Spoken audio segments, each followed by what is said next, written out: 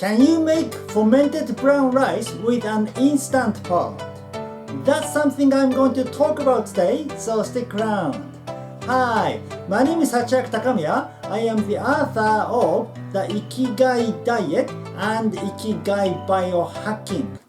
Okay, so again, I am answering one of the questions that I received to one of my videos.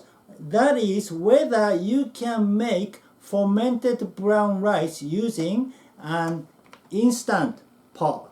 Yeah, right. So what is fermented brown rice? This is fermented brown rice. We call it Koso Genmai in Japanese. Yeah, so it's like a brown rice, but you ferment the brown rice for about 3 days. Yeah, and then it becomes Koso Genmai. So usually how I make it is I use a pressure cooker to cook brown rice. Yeah, and then after cooking brown rice, I keep the rice in what we call the jar rice cooker. We have a jar rice cooker in Japan. Yeah, and then there's a warm setting, and then I keep the brown rice in the jar rice cooker for about 3 days, and then it ferments. Yeah, using the bacteria that is in the brown rice. So using the brown rice bacteria to ferment the rice. So you don't need to put anything else. It's not like a natto. You don't need to add additional bacteria. Yeah, just brown rice itself ferment, right? Now, so can you do the same thing using an instant pot, right? So at that time, I couldn't answer the question because I didn't have an instant pot. So I never made it, or I never used an instant pot. So I don't really know, I didn't know how this sort of work and stuff like that. But recently, I bought an instant pot, yeah, and I tried making one using this, right? So the answer is, it's difficult to say yes or no. Yes, in a way I could, but not perfectly.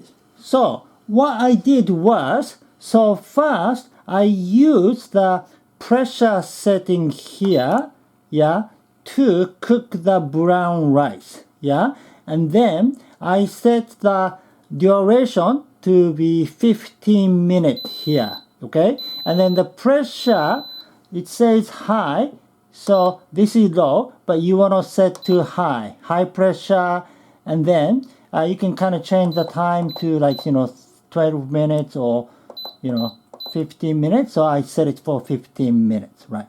Okay, so usually when I use a regular pressure cooker, you need to wait until the pressure comes on, and then you turn the gas down, and with a low flame, you pressure cook it for 15 minutes.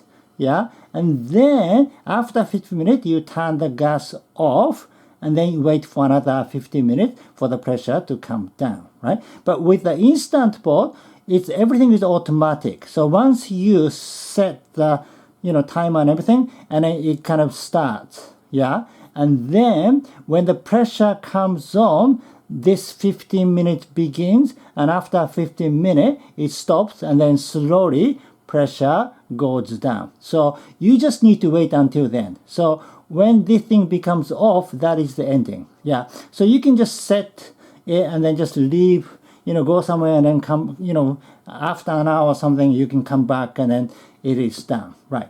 So when I did that, I was able to cook brown rice. So the pressure cooker function worked. Right.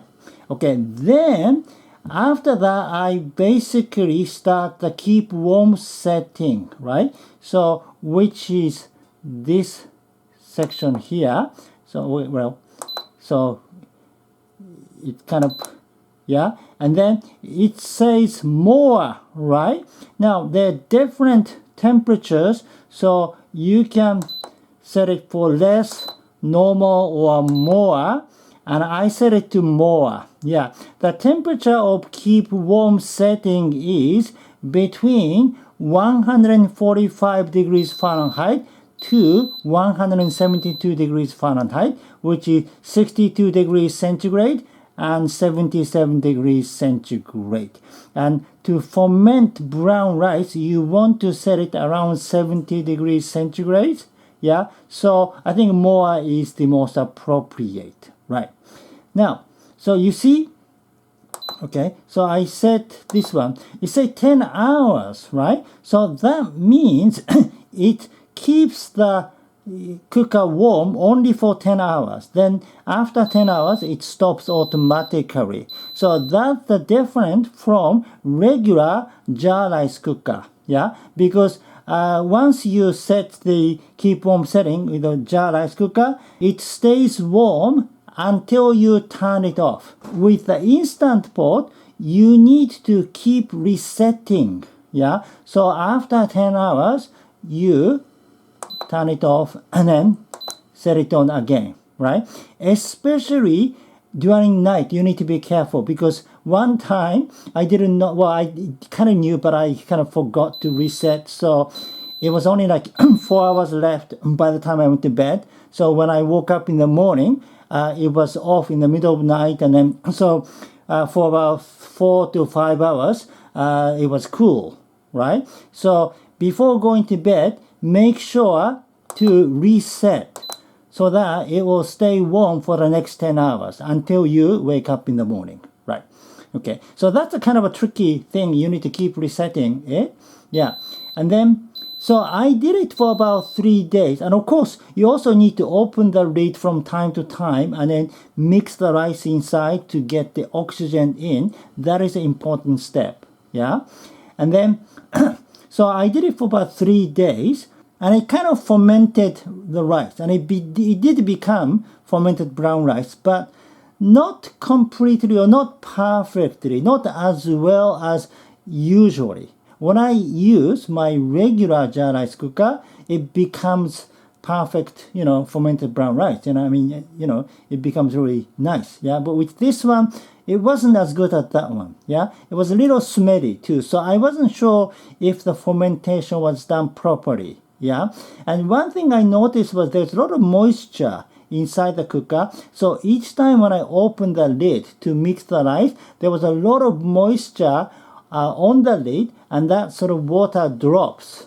Yeah, and it doesn't happen with the regular jar rice cooker. So probably it was a little too much moisture, and then that may have something to do with the fermentation process. Or maybe it was something to do with the temperature. Maybe more was too high. Maybe I should, change it to like a normal. Yeah, I don't know. Not less though. So somewhere between normal and more.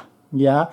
So what you need to do is you need to play it around to see how, what happens. So whether the normal is the best or the more is best. Yeah. But probably you can. I mean, it should, because the temperature range is between 62 degrees centigrade to 77 degrees centigrade. So you should be able to ferment brown rice. So you just need to kind of try several times to see. So I will, do it again to see what happens too.